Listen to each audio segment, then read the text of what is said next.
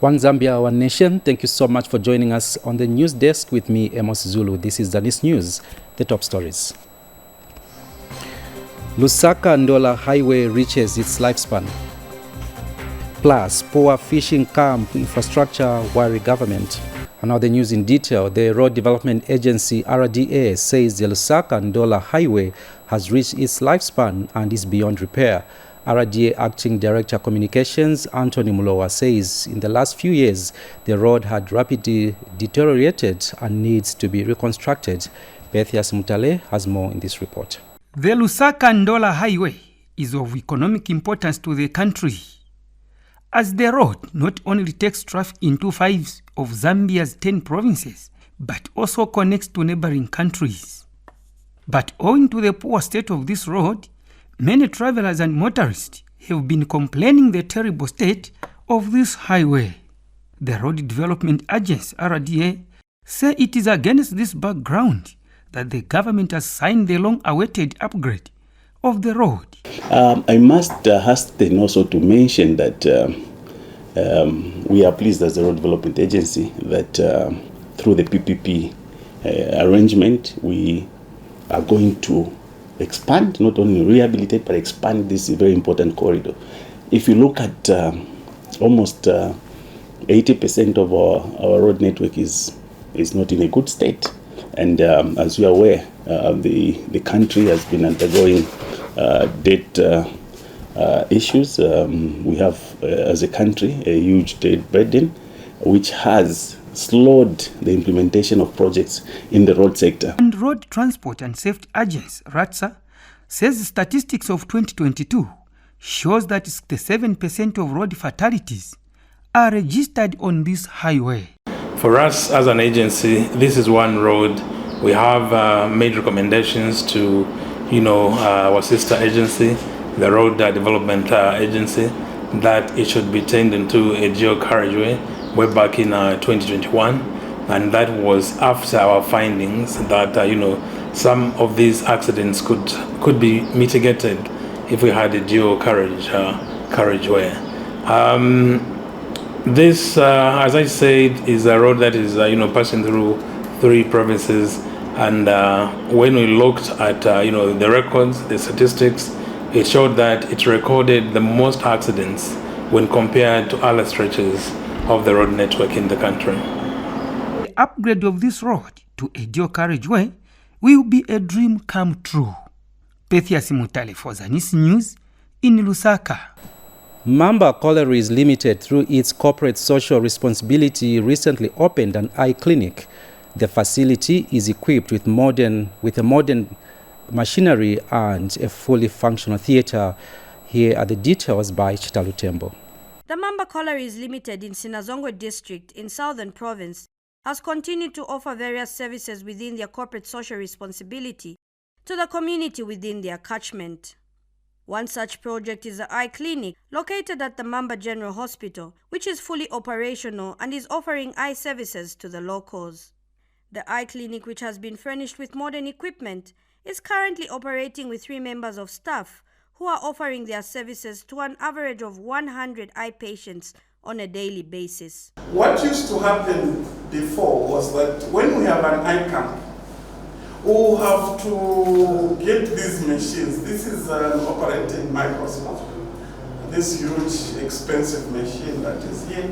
So you have to bring it from Lusaka or Choma or Livingstone. However, management is seeking aid to fix the faulty generator at the facility to help cushion the challenges faced, especially in an event of a power outage. The clinic also has an operating theater. However, due to the water challenges, delayed for scheduled eye operations are often recorded. They should also extend the same help they have done to provide medical equipment to Mamba. In other areas, for example, water integration, as you may be aware that the sole supplier of water resource is Swasco. But in terms of water disruptions, I think we have challenges. Management at the eye clinic is now calling on the relevant authority to come to their aid and help address the challenges being faced. So our proposal as management, I think, has been that if we could construct the industrial borehole which can supply water to the hospital in terms of water disruptions from Swasco, it would go a long way. Chitalutembo, reporting for Zanis in Mamba, Southern Province. Still on Zanis News, over 400,000 orphans and vulnerable children were enrolled in schools across the country in 2020.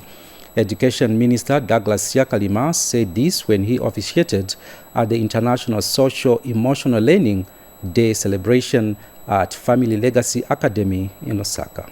At least 485,638 orphans and vulnerable children were enrolled in various schools throughout the country in the year 2020.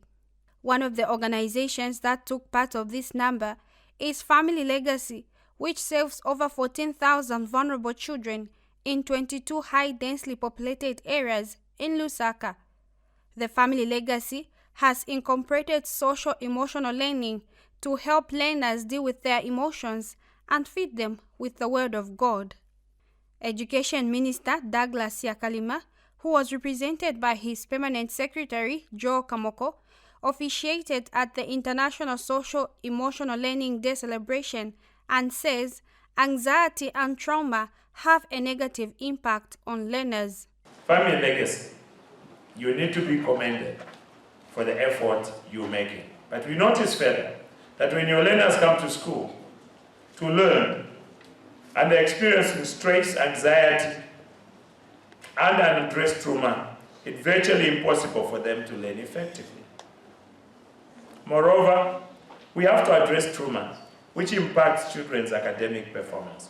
When children are unhappy, they are unable to perform well, and normally leads to their losing interest in school, and eventually leads to national decline in literacy and numeracy.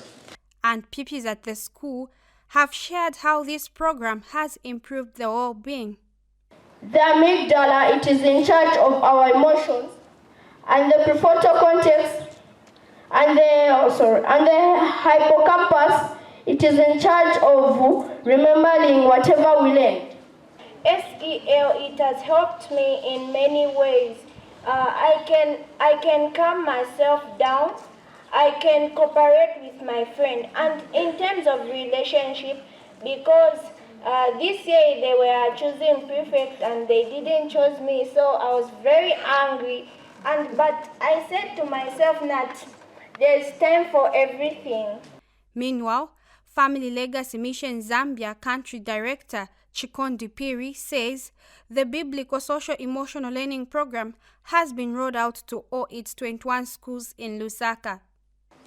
Our Family Legacy Mission Zambia was founded in the year 2000 with one purpose: to glorify God by empowering vulnerable children in Zambia to live out their God-given potential. And we have designed our programs to work in a holistic manner. Audrey Kalenga, Zanis News, Lusaka. Central Province Minister Credo Nanjua is disappointed with the state of infrastructure meant for fisheries officers at Mfunsa Fishing Camp in Chitambo District. We have more in the following report. This is what has remained of the government housing unit for fisheries officers who used to man the Mfunsa Fishing Camp 10 kilometers away from the Tuta Bridge in Chitambo District. The officers have abandoned the camp and moved back to Chitambo and Serenge districts for fear that the houses may collapse on them. As a result, smooth services to the people in the area have been hampered. The place where you can control fishing is at the source. Now you can compare the kilometers from where they are and where fish is being caught. So they've also been trying to raise a lot of questions to say, because there's no this and that, but we said, no, let's look for tents so that maybe you can control the fish ban from the source. This is the source. And again, this is the game management area, where if you go that other side of Luapula, you find the animals, black lechwes, they are there. Because people there, they are comprising with the rules, unlike to our side here. where they just wanted to mingle, that to do whatever they want to do. Now we have requested the ZAWA officers also to come here so they can control the situation, and then we can see the conservation, wildlife conservation is to be done. And Central Province Minister Credo Nanjua, who visited the area, has advised the district commissioner to take charge by providing solutions to the challenges that officers are facing in the area. Let's manage these things. Let's work together. Let's see what components are missing. What makes the fisheries not to be here? Is it accommodation like this? So that we start working as government. If we just condemn them that they are doing this, they are not doing this, meanwhile we have not facilitated that, it still gets back to us. So let us start working, see the gaps, where the challenges are, how we can control, what are the solutions. Then we provide that. Because just that the way the officers there are staying, it's very difficult. It's very difficult. So let's take charge and start working. Let's stop crying, but let's start working. Whatever has not been happening in the past, this is our time now to put things in place. The minister has since called for the reconstruction of the camp with proper housing and sanitary facilities. Otherwise, it's a very challenging environment for our workers to have these as government houses. So if there's a way, maybe it's to see how we can break them down and come up with a different infrastructure, and also combine with those suggestions that our PGOC were bringing on board, that if we can make this a compound to reinforce even security at the bridge. Daniel Billy for Zanis News in Chitambo District, Central Province. We continue with the news, and now pupils at Mulamatila Combined School in Western Province in Kauma District are now learning in a conducive environment after the school was supplied with desks. School head teacher Michael Sivinda says pupils at the school are no longer fighting for desks. Here are the details by Prudence Mulenga. Pupils at Mulamatila Combined School in Kauma District of Western Province are now enjoying their lessons. They no longer fight for desks every morning when they get to school. This is because 212 desks have been supplied to the school to ease the deficit that was affecting the over 4,050 pupils at this school. Before you had these barracks or desks that you can see here, I can say it was a scramble for the barracks. It was a scramble such that every morning we had to go and search for the barracks to go. We fought over them. It was so difficult that everyone never had where to sit. Even it was just so difficult for us to be accommodated by the barracks that we had before. Previously, we had a problem whereas we didn't have enough barracks or desks that are able to accommodate every pupil in our school. And we had situations whereby children and pupils in the school sit on the floors, and sometimes they fight over desks. Over 5,964 desks are expected to be distributed to schools in Kauma in order to provide pupils with a conducive learning environment. I wish to indicate that we have received a total of 212 desks. When you look at that number, it has actually done great. Because when you look at free education, we have a number of learners who have come back to school, and we have 4,050 learners in total. That being the case, we had a very, very big challenge. Learners before that were sitting on the floor. It was actually a scramble for desks. They were running up and down. In September last year, President Hakainde Hichilema directed that by the end of 2023, no pupil should be sitting on the floor. Prudence Mulenga, Zanis, Mongo, Western Province. Still in Western Province, Mongo Municipal Council has intensified its waste management in Mongo Central Business District, CBD, and some of its residential areas. The local authority has so far engaged 5 companies to help with garbage collection and has since strategically launched the bin liner distribution. Ikachana Sindala now reports. Waste management has been a major source of concern in Mongo Town, hence the local authority coming up with various strategies to avert the problem, and among them through engaging companies. And speaking at the launch of the bin liner distribution, Mongu Municipal Council Senior Health Inspector Mabukulikando said the local authority is also constantly engaging marketeers on several approaches to curb the problem of garbage. Mongu Municipal Council is attending to the issues of waste management aggressively. Just this year, we have engaged about 5 franchise companies that are coming on board to assist with collecting of residential waste. So right now we are trying to work on the behavioral change with our marketeers, interacting with them, assisting them, and also educate them on the matters of waste. Empire Cleaners Limited Chief Executive Officer Fred Kaumba says the use of bin liners is cardinal for hygiene. The bin liners that we have been distributing today are actually an example of how one should live in an environment of hygiene.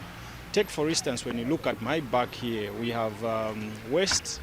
This waste, if it is packed in those bin liners, which are 50-liter capacity, it is going to be covered in a sense that it won't be exposed as it is looking this side. Meanwhile, marketeers at Kashumba Market are elated with the idea and have appealed for a quick collection of garbage. Ikacha Nasindala, Zanis in Mongu District, Western Province. And lastly, in sports, the Kaole Stadium in Mansa District has been a source of concern to the general public and various stakeholders due to the minimal progress made to transform it into a modern football facility.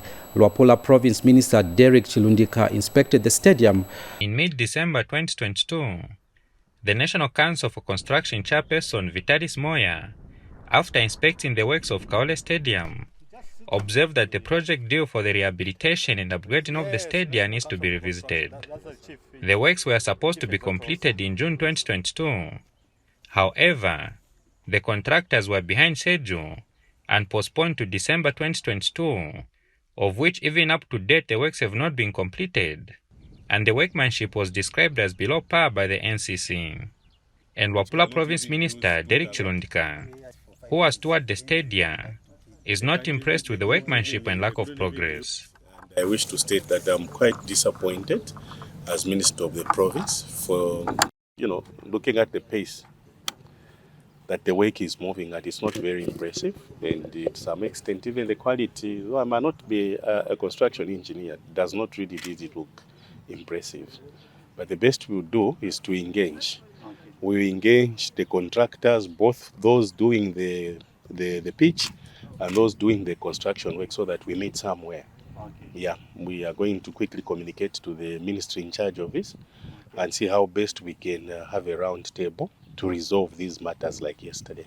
However, a few days ago in a press statement, the Football Association of Zambia Acting General Secretary Iva Lengwe is quoted to say that while the projects may have fallen behind schedule, FAZ has kept tabs on the projects and remain confident that the revised delivery times as per contracts will be met.